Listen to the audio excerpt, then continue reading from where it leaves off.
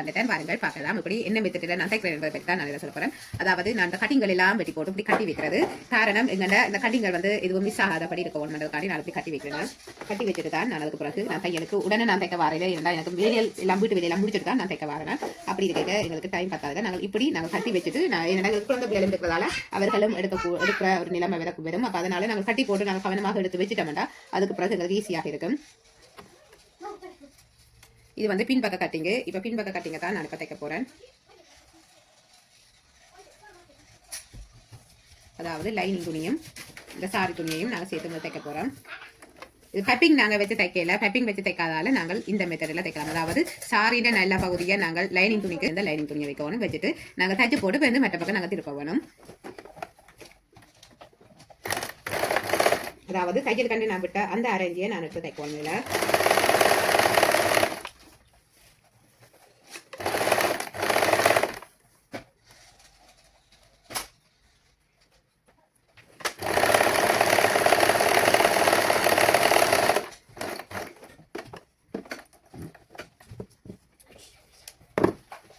இப்போ நான் சுற்றி வர தைச்சிட்டேன். தைச்சதை நான் வந்து கட் பண்ண வேணும். அதாவது இந்த துணிக்கு அந்த உள்ளக்காக அதாவது நாங்கள் இந்த தையலுக்கு வெளியில் இருக்கிற சைட்டுகளை தான் நாங்கள் வெட்டி விட வேணும். உள்ளுக்காக நாங்கள் துணி அந்த நூலில் படாதபடி, அதாவது வெளி துணியை மட்டும்தான் நாங்கள் வெட்ட வேணும். அந்த நூலில் படாதபடி நாங்கள் கவனமாக நாங்கள் வெட்ட வேணும். ஃப்ரெண்ட்ஸ், கவனித்து வெட்டுங்கள். முக்கியமாக நாங்கள் வெட்ட வேண்டியது இந்த வளைவு பகுதி தான். இந்த வளைவு பகுதியில் தான் எங்களுக்கு வளைஞ்சு கொடுக்கும், அதாவது விரிஞ்சு கொடுக்கணும். அதனால இந்த வளைவு பகுதியில் நாங்கள் கவனித்து முதல் வெட்ட வேணும். வெட்டிட்டோம் என்றால் நாங்களால் திருப்பி எடுக்க முடியும்.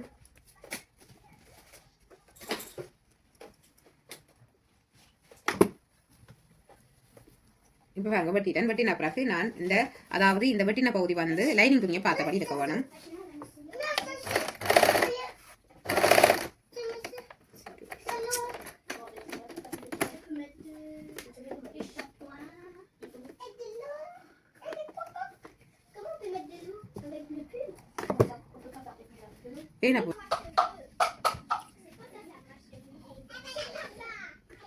அதாவது இந்த நாங்கள் கட் பண்ணின இந்த துணியை வந்து அதாவது நாங்கள் இந்த சின்ன சின்ன பீஸ்களாக இந்த கழுத்து சைட்டில் நாங்கள் வெட்டினதை வந்து இந்த லைனிங் துணி சைட்டோட நாங்கள் இப்படி நாங்கள் வச்சு தைக்கணும். அதாவது இங்கால் பக்கம் தள்ளி தான் தைக்கணும். இந்த சாரி துணி பக்கம் நல்ல பக்கம் நீங்கள் தள்ளி தைக்காமல் இந்த லைனிங் துணி சைட்டோட இப்படி தள்ளி வச்சு தைக்கணும்.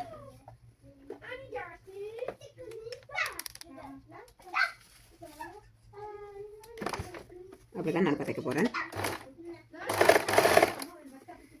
அதாவது இப்படி நான் தள்ளி தள்ளி இந்த துணி இங்கால விராதபடி பார்க்க வேணும். நாங்கள் இந்த கட் பண்ணினது இங்கால விராதபடி பார்த்து நான் தைக்கணும். அதே நேரம் வந்து இந்த வட்டக்காலத்தை அந்த வளைஞ்சு கொண்டு போகிற அந்த நேரத்துக்கு நாங்கள் வளைச்சு கொண்டு போவோம். வளைச்சு அப்படியே தட்டி கொண்டு நீராக போகிறேன். எந்த லேனுக்கு போகுதோ அந்த லைனுக்கு நாங்கள் அப்படியே நீராக தள்ளி தள்ளி தட்டி போகிறேன். இதில் வந்து அந்த லைனிங் துணி சைடு தான் அப்படியே அந்த விரி பட்டு கொண்டு போட்டுருவோம். மற்ற பகுதி அப்படியே தான் இருக்கும்.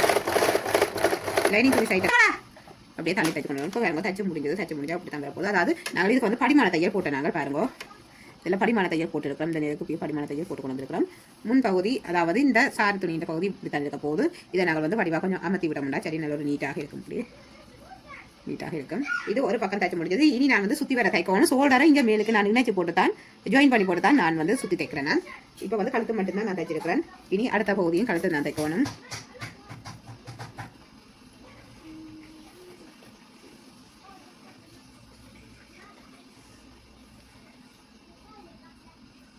லைனிங் துணியை இப்படி மேலுக்காக வச்சுட்டு நாங்கள் தைக்கணும்.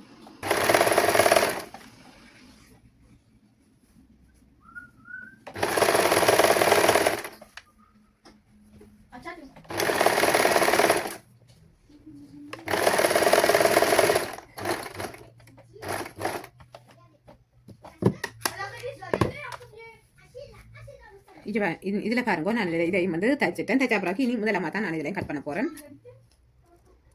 அதாவது அந்த நூலில் படாதபடி கட் பண்ணுங்கள். இந்த முக்கியமாக இந்த வட்டக்கழுத்து இந்த வளைவு சைட்டு, அதே நேரம் வி கழுத்தண்டா அந்த வீட ஜாயிண்ட்டு, அதே நேரம் அந்த வி வளைஞ்சு போகிற இடம், பானா கழுத்தண்டா அந்த பானாண்ட அந்த எண்டில் வந்து நாங்கள் அந்த பானா ஜாயின் பண்ணி அடுத்த பக்கம் நாங்கள் திருப்ப அந்த ஜாயிண்டில் வந்து நாங்கள் வெட்டணும். இப்படி சின்ன சின்ன வித்தியாசங்கள் தான் நான் உங்களுக்கு ஒவ்வொரு வீடியோவில் ஒவ்வொன்று ஒன்றாக நான் சொல்லி தருவேன். இப்போ பாருங்கள், நாங்கள் தைச்சிட்டோம். இப்போ பாருங்க நாங்கள் வெட்டினது இப்படித்தான் இருக்க போகுது. அதாவது இந்த விரிஞ்சு வரைக்கும் இப்படித்தான் இருக்க போகுது. இந்த இதுக்கு இருக்கிற இடவழியில் தான் எங்களுக்கு விரிஞ்சு கொடுக்க போகுது. இந்த பிளவுஸ் துணியை நாங்கள் மற்ற பக்கம் திருப்பி தைச்சு கொண்டு போய்க்க விரிஞ்சு தர போகுது. இப்போ பாருங்க நான் தைக்க போகிறேன்.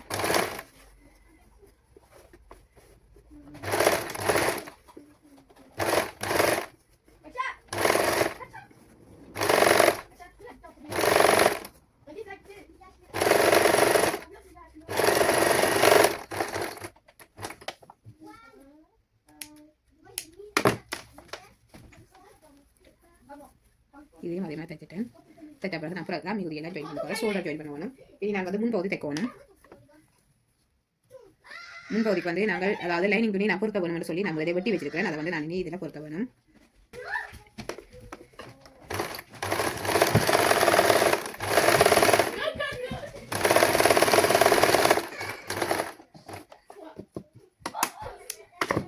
இதுக்கு வந்து நான் இனி படிமான தையல் போடணும். நீங்கள் லைனிங் துணியால் இப்போ பொறுத்துறாலும் நீங்கள் அதுக்கும் படிமான தையல் போட்டால் தான் அந்த தையல் வந்து நல்ல ஒரு நீட்டாக இருக்கும்.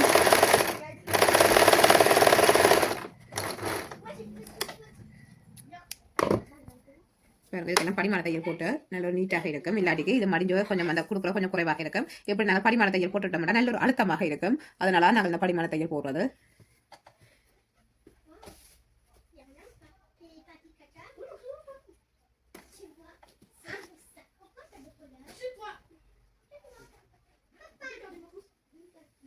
அதாவது நீங்கள் இந்த ஜாயின் பண்ணினதும் வந்து வெளியில தெரியாத படி இருக்கணும். இப்போ பாருங்க இது வந்து உள்பகுதிக்கு தான் தர போகுது. இது வெளிப்பகுதியாக தெரியாது, இப்படி வெளிப்பக்கமாக தெரியாது, உள்பக்கமாக தான் நாங்கள் இப்படி மறைச்சு தான் இப்படி இருக்கும். இது வந்து சாறு பகுதியின் நல்ல பகுதி, இது வந்து லைனிங் துணியின் உள்பகுதிக்கு வரப்போகுது. இப்படி தான் வரும். நீங்கள் இதே மெத்தடில் தைங்க ஃப்ரெண்ட்ஸ். அதாவது நான் போய் ஜாயின் பண்ணுறதுலாம் ஜாயின் பண்ண போகிறோம். ஜாயின் பண்ணிட்டு எங்களுக்கு தைக்கும் போது மிகவும் ஈஸியாக இருக்கும். இது வந்து முன்பகுதி. அடுத்தது இந்த பிரின்சஸ் கட்டின்ற முன்பகுதியின் நான் இப்போ லைனிங் துணியில் தான் பொருத்தி கொண்டிருக்கிறேன். இந்த பொருத்துற பகுதியை நீங்கள் ஒரேடியாக நீங்கள் வெட்டி அதோடய சேர்த்து வச்சுட்டீங்கன்னா உங்களுக்கு ஈஸியாக இருக்கும். பொருத்தும் போது குழப்பம் அடைய தேவையில்லை, நீங்கள் உடனே பொருத்தி கொண்டு போகலாம். நான் இந்த மெத்தடில் தான் ஃப்ரெண்ட்ஸ் நான் தைக்கிறேன். நான் அதாவது நாங்கள் பொருத்த வேண்டியதில் உடனே அப்படியே நான் வெட்டி வச்சுடுவேன். அதோட செட்டாக அப்படியே வச்சுட்டோம்னா எங்களுக்கு முக்கியமானதாக இருக்கும். டென்ஷனாக தேவையில்லை அந்த டைமில் வந்து. இல்லாட்டிக்கு நாங்கள் அந்த துணியை தேடி அதுக்குரிய துணி எடுக்க வேணும். இதை நாங்கள் உடனே அதிலே வெட்டி உடனே நாங்கள் வச்சுட்டோம்னா எங்களுக்கு ஈஸியாக இருக்கும். இப்போ இதிலே நான் படிமான தையல் போட போகிறேன்.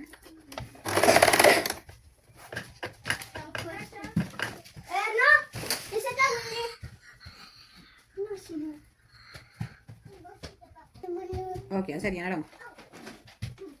இனி நான் வந்து தைச்சு முடித்த பிறகு இதை அப்படியே நேராக கட் பண்ணிவிட போகிறேன். இதுவும் தைச்சாச்சது.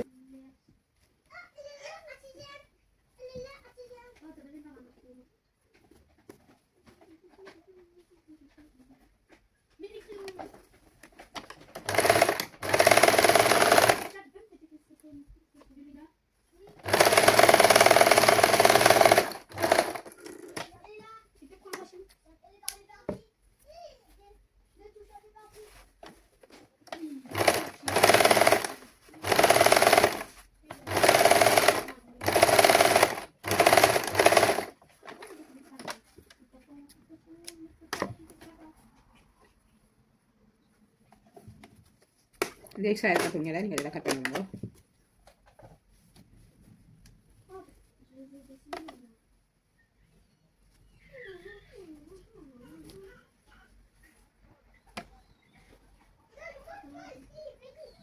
இதுவும் நான் இப்படி தான் பண்ணிட்டேன். அதாவது இந்த நாங்கள் இப்போ தைச்ச பகுதி உள்பகுதிக்கு போகும். இப்போ நாங்கள் இது தைச்சது உள்பகுதிக்கு போகும், இது வெளிப்பகுதிக்கு இருக்கும். நீட்டாக இருக்கும், பார்க்கும்போது நீட்டாக இருக்கும். இந்த நாங்கள் ஜாயின் பண்ணினான்னு சொல்லி தெரியாது, அதனால நல்ல ஒரு நீட்டாக இருக்கும். இந்த மெத்தடில் நீங்கள் ஜாயின் அதாவது துணியை நீங்கள் பொறுத்துறாண்டா நீங்கள் இந்த மெத்தடில் தைக்கணும் ஃப்ரெண்ட்ஸ். இனி நாங்கள் வந்து அதாவது ப்ளவுஸை நாங்கள் ஜாயின் பண்ண முடியும். அதாவது முன் பக்கம் பிரின்சஸ் கட் நாங்கள் தைக்கணும். அதில் பார்க்கலாம்.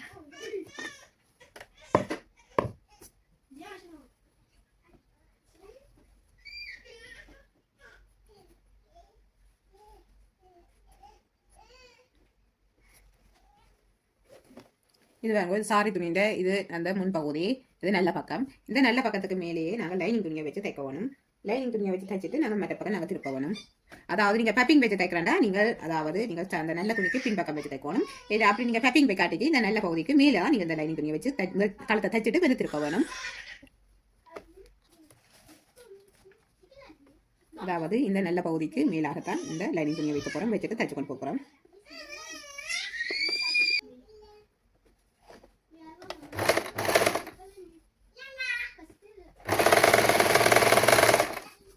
அதாவது தையலுக்கு அரைஞ்சி விட்டு நாங்கள் அந்த அரைஞ்சிக்கு நீராக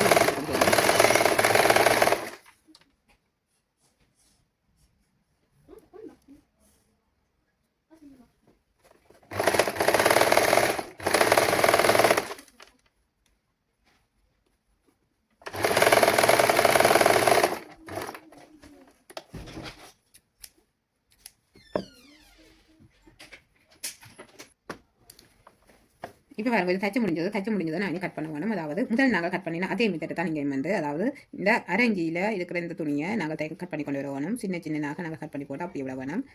நார்மலாக நாங்கள் அந்த நூல் எங்கே முடியுதோ அந்த அதாவது நூல் எங்கே நாங்கள் தச்சிருக்கிறோமோ அதுக்கு வெளியிலே இருக்கணும் இந்த நாங்கள் கட் பண்ணுறது.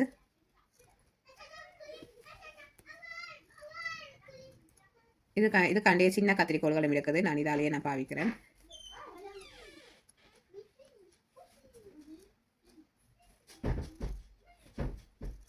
இந்த நூலு கிட்டவாக போகணும். ஆனால் நூலில் டச் பண்ணாத அப்படி பாருங்க. நூலில் பட்டுச்சண்டா அந்த நூல் வந்து தையல் பிரியும் பேருந்து பிரிஞ்சு எங்களால் அந்த கழுத்தை நல்ல நீராக நாங்கள் எடுக்க முடியாது. திரும்ப நாங்கள் தைக்க வேண்டி வரும். திரும்ப தைக்கும் போது அந்த கழுத்து வந்து கொஞ்சம் பெருசாக வர பார்க்கும். அதனால் நீங்கள் கவனித்து இதை விட்ட வேணும்.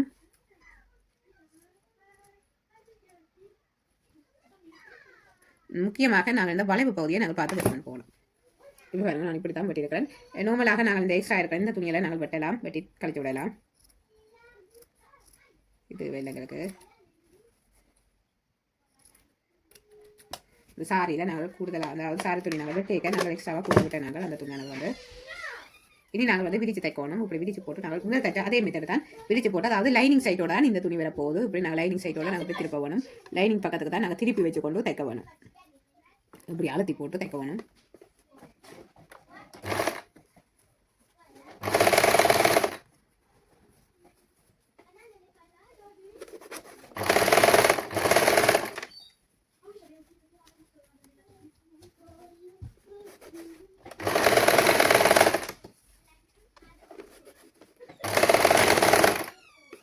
நீங்கள் திருப்பி போட்டு அழுத்தினாலே நிறைய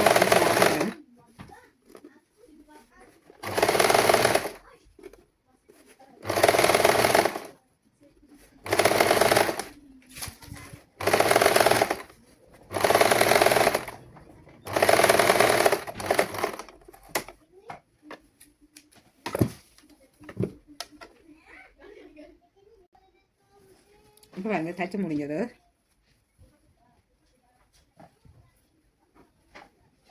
இப்போ தச்சு முடிஞ்சது நாங்கள் இனி வந்து சுற்றி வர நாங்கள் தைக்க வேணும்.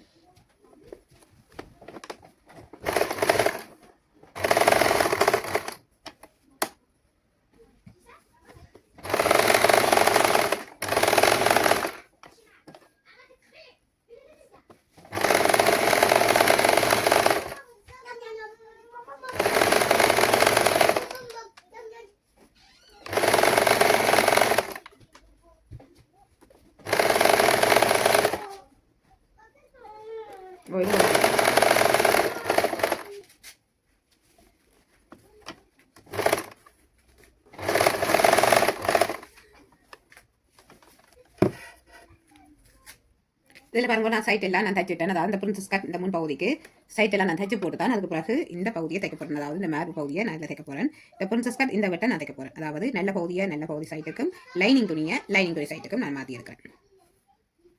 நாங்கள் இப்படி தைக்கும் போது நல்ல ஒரு நீட்டாக விரும்புகின்ற இந்த சாரை இந்த ப்ளவுஸ் வந்து அந்த வெளியில் தையல் தெரியாதபடி இருக்கும். அதை தான் நாங்கள் முக்கியமாக நாங்கள் கவனிக்க வேணும். நாங்கள் தைக்கிறது அந்த வெளியில் தெரியக்கூடாது. வெளியில் தெரிஞ்சால் ஒரு வடிவு இருக்காது. அதே நேரம் வந்து அந்த நூல்களும் வந்து இழுபடும்.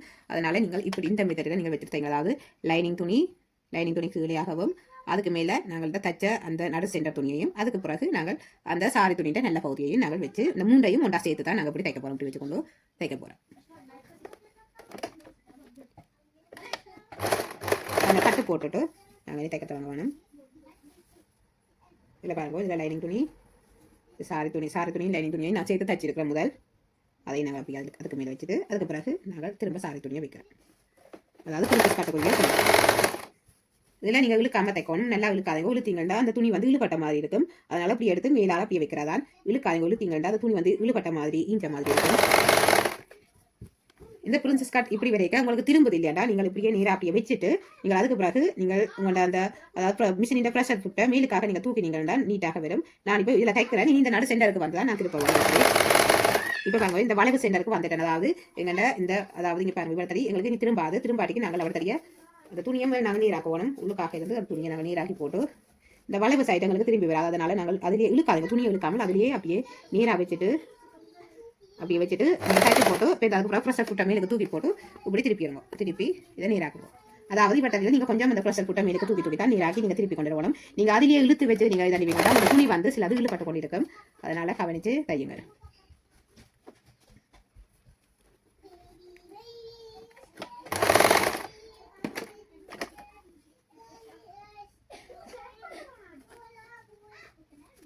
உள்ளுக்கும் இந்த துணியை நாங்கள் செட் பண்ணி அதாவது நீராக்கணும். வெங்காயம் நாங்கள் தைத்து கொண்டு வரைக்க சுருங்க பார்க்கும். அதனால் நீராக்கி விட்டுட்டு தைங்க.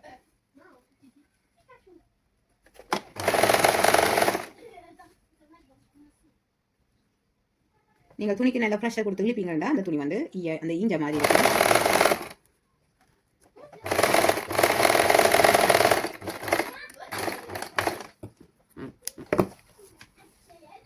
நாங்கள் தைச்சு போட்டு இப்படி கொஞ்சம் அதாவது கொஞ்சம் இழுத்து விட்டோம்டா சரி, இப்படி கொஞ்சம் அழுத்தி விட்டோம்டா நல்ல ஒரு நீட்டாக இருக்கும்.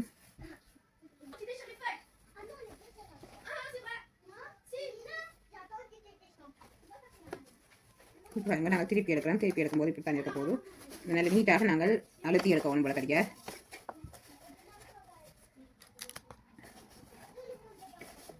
இப்போ உள் பகுதி இப்படி தான் இருக்க பகுதி வந்துடுது. நாங்கள் வந்து அடுத்த பகுதியும் இதே மாதிரி தைக்கணும். அடுத்த பகுதியை நாங்கள் தைக்கணும். அதே மாதிரி தான் வாருங்கள் பார்க்கலாம். அதாவது நல்ல பகுதி சைட்டுக்கு நல்ல பகுதியும் லைனிங் துணி சைட்டுக்கு லைனிங் துணியையும் வையுங்கள். வச்சுட்டு தைக்க வேண்டியதா. மிகவும் ஒரு ஈஸியான மெத்தட். நீங்களும் ட்ரை பண்ணுங்கள் ஃப்ரெண்ட்ஸ். அப்படி நாங்கள் நீராக்கி போட்டு தைக்க முடியாது.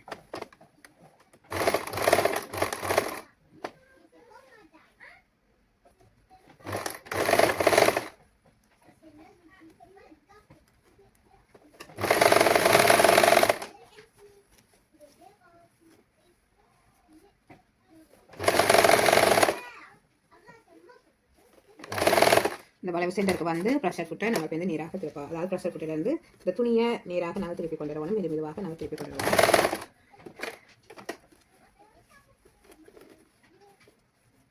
கவனி கொள்கிறது. இந்த துணியை நாங்கள் நீராக்கி சேஃபாக்கி வச்சுட்டு தான் இங்கே நாங்கள் தைக்கணும்.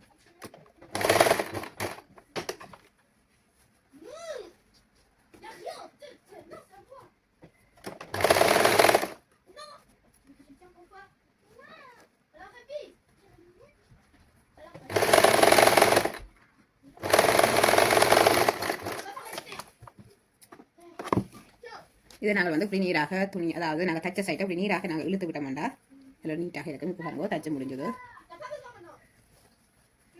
இது நடு சென்டர். இந்த சென்டருக்கு விலைக்கு தான் நாங்கள் அந்த ப்ரெஷர் குட்டை மேலுக்காக தூக்கி நாங்கள் எடுக்க வேணும். அதுக்கு பிறகு நாங்கள் வந்து நீராக அப்படி வரும். இனி நான் வந்து மற்ற பக்கம் திருப்ப போகிறேன். இப்படி நான் திருப்ப போகிறேன். திருப்பி நான் பாருங்க நல்ல ஒரு நீட்டாக எங்கள்கிட்ட இந்த ப்ளவுஸ் வந்துடுது.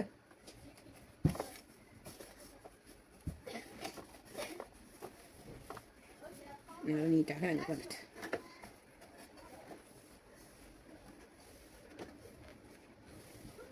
இனி நான் வந்து இந்த சைட்டில் தைக்கணும். அதாவது இந்த சைட்டில் நான் தைக்கணும். இதில் நான் வந்து வீட்டையர் போட போகிறேன். வீட்டையர் போட்டால் எங்களுக்கு இந்த நூல்கள் வந்து கிளம்பாது. அதனால் நான் வீட்டையர் போட போகிறேன்.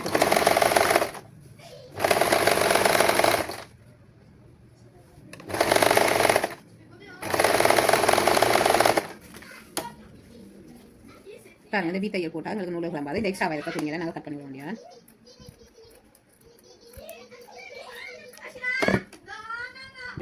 அது அந்த ஓவர்லாக் சொல்லுவேன். ஓவர்லாக் மிஷினால நாங்கள் தைக்கிறது. நார்மலாக நான் இந்த சிங்கிள் மிஷின்லேயே இந்த வீட்டையர் இருக்குது. இந்த வீட்டையர் போடலாம்.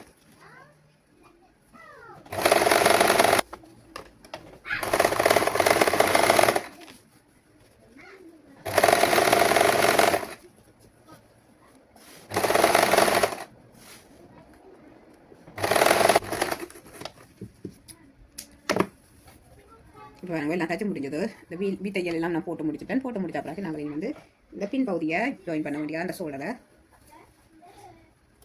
அதாவது பின்பகுதி.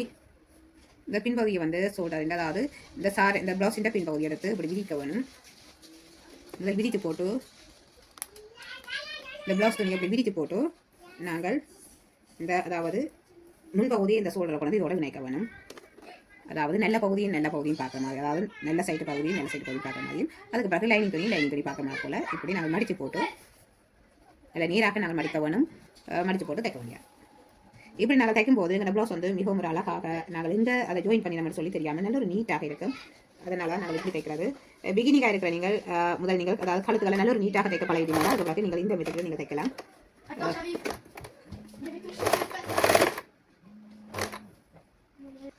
கையலுக்கு விட்டாரஞ்சு எக்ஸ்ட்ரா இருக்கிற அந்த துணி நூல்களை வெட்டி விடுவோம். திரும்ப ஒரு கையில் நான் போடுறேன். 2 கையில் போட்டுட்டு இதை நீட்டாக இப்படி தான் இருக்க போகுது. சோல்டர் நல்ல நீட்டாக இருக்கும். பாருங்கள் எங்கே தைச்சு நான் இங்கே ஜோயின் பண்ணாண்டே தெரியல. நல்ல ஒரு நீட்டாக இருக்கும். நாங்கள் இதை தான் எல்லாருமே எதிர்பார்ப்பினோம். நாங்கள் தைக்கிற நல்ல ஒரு நீட்டாக இருக்கணும் எதிர்பார்ப்பினோம்.